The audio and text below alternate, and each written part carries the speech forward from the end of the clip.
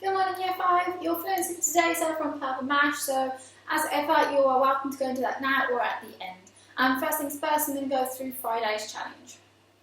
So your challenge last week was to find as many rectangles as possible with the area of 36 centimetres squared. So to do this you were just thinking of the factors of 36.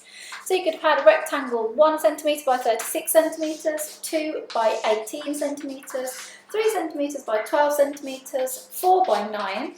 Then you could have gone into a square, which is a special type of rectangle, which is 6 times 6 centimetres, and we're going to look more into that today. And then as a challenge, I don't know if any of you thought about this, but if we went into decimals, you could have had things like 3.6 centimetres by 10 centimetres, and there would have been some more possibilities as well. So well done if you got those. To start off this week, I just want you to do a little recap. So I want you to pause the video and write, and if you can, draw a little diagram to show what is area and what is perimeter, because we're going to be carrying on with that this week. So pause the video and show me what you remember.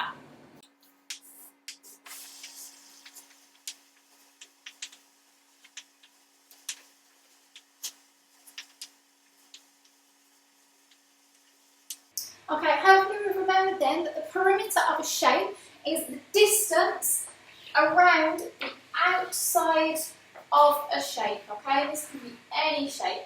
So for a rectangle, we know that opposite sides are equal, so we just add them together, okay? Any shape, we're just adding around the distances around the outside of the shape. Then the area is this middle part of the shape here. So it is the amount of space on the inside of the shape, okay? We measure perimeter because it's distance with our measures of distance. So we've got millimetres, centimetres, metres, kilometres. Those are the ones that we've looked at. And then if you remember the space on the inside of our shape, we also measure by these millimetres, centimetres, the same distances of measure. But we actually call them, we have to say they are squared, because remember we are looking at how many of those squares we fit inside of that shape, okay? So we might have, if each of these squares was centimetres, then we would measure the inside of this with centimetres squared, okay? And to find the area, so the perimeter we just added around the outside, to find the area, our formula that we follow is the length times by the width, and that's just because we're finding out how many of those squares are inside of our shape. So I could draw them all out and I could count them all, but more efficient is length times by width, and that shows us the inside of our shape. Today we're going to start off by thinking about the area of a square. So we've been looking at area and perimeter, but I want to start off thinking about a square. So as we know, a square has got 4 equal sides. So if we create a square, and you could draw this at home, and each side of the square is 1 centimetre, then the area of that square we say is 1 centimetre squared. Now remember, this little 2 means squared. It's just a number times by itself. So this hopefully will help us to understand what actually is area and why we figure it out the way we do. So if we now think about a 2 centimetre square, so 2 by 2 centimetres, we're going to think about how many of these centimetre squares fit inside of it.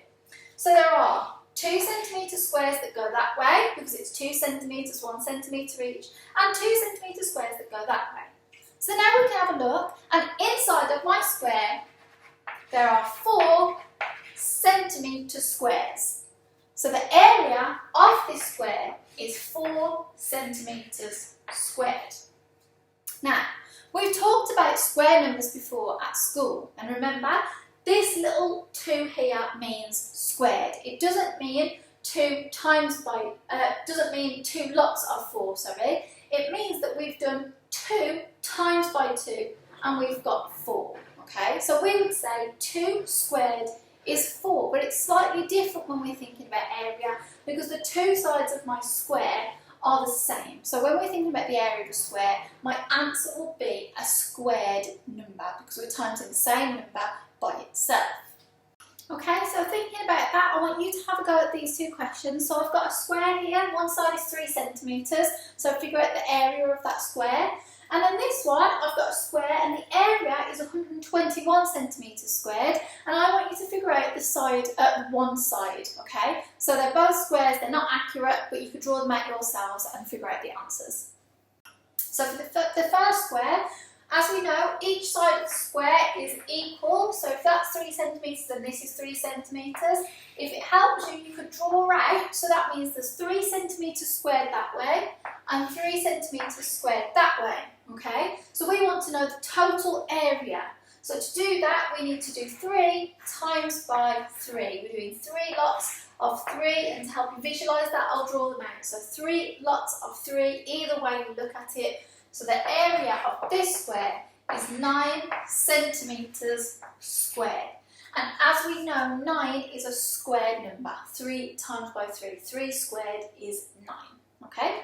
Now this one, I'd already given you the area, which was 121 centimetres squared. So we need to think, well, what number times by itself gives me 121. So you could do this a few different ways, trial and error. You could think about, hopefully you know your times tables. One of these sides is 11 centimetres. So they're all 11 centimetres. 11 times 11 gives us 121. You're going to be exploring the area of squares a little bit more into today's task, but we'll leave that now and we'll go back on to finding the area of rectangles. So there's 2 on the board that I've got for you. I'd like you to find out the area of these rectangles and the perimeter, just to keep that fresh in our brains. So pause the video. If you've got a ruler at home, you can draw these out and make them accurate. Mine aren't. And then figure out the area and the perimeter.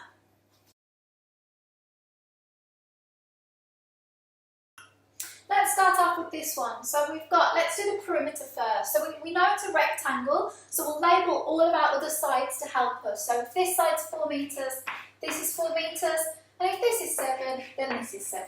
So for my perimeter, I've just got to add all of those together to find the distance around the outside. So what I would do is 7 add 4, so that gives us 11. So think about our number bond, 7 and 3 is 10, add 1 is 11. And then because we've got that, again, we can times it by 2. So the perimeter of this rectangle is 22 metres. Now remember, to find out the area of this, we need to do one of the length times by the width. Okay, so to find out the area, we need to do 7 multiplied by 4. Or 4 by 7, remember it gives us the same answer. So the area of this shape is 28 centimetres squared. Okay, don't forget that squared in your answer. Okay, and then the next one, so we have a 3 metre by 9 metre rectangle for this one. So again, I'm going to do the same. I'm going to label the sides that are missing. Because it's a rectangle, we know that the opposite sides are equal. Again, we'll start with the perimeter. So the perimeter equals 3 and 9 and 3 and 9, and it doesn't matter how you do that. Again, I'm going to do it this way, so 9 add 3, and then times it by 2.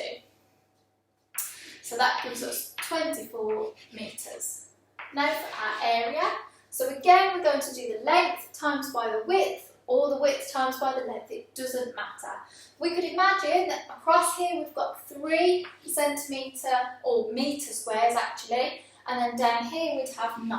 So that's just what we're doing, 3 times by 9. So the area would be 27 metres squared. Well done if you got those. This last one's a little bit more tricky, and you really need to pay attention to the unit of measure.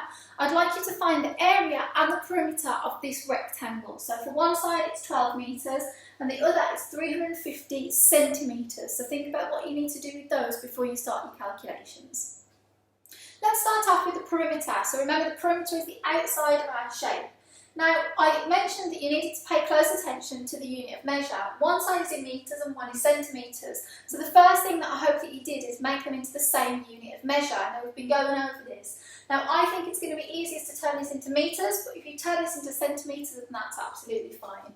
So 350 centimetres is the same as 3.5 metres. Okay, so we've divided that by 10, okay, because remember, divided it by 100 because there's 100 centimetres in a metre, okay? So now we can label the other sides of our shape. So this is 3.5 metres, and the opposite to this is 12 metres. So now to find the perimeter, we just need to add 3.5, 12, 12 and 3.5. So to do this, I added my 2 decimals first, which gave me 7, okay, because we've got our 2 halves, which make a whole. And then we've got our 2 whole numbers, so 12 and 12 gives us 24, and then we can add those together.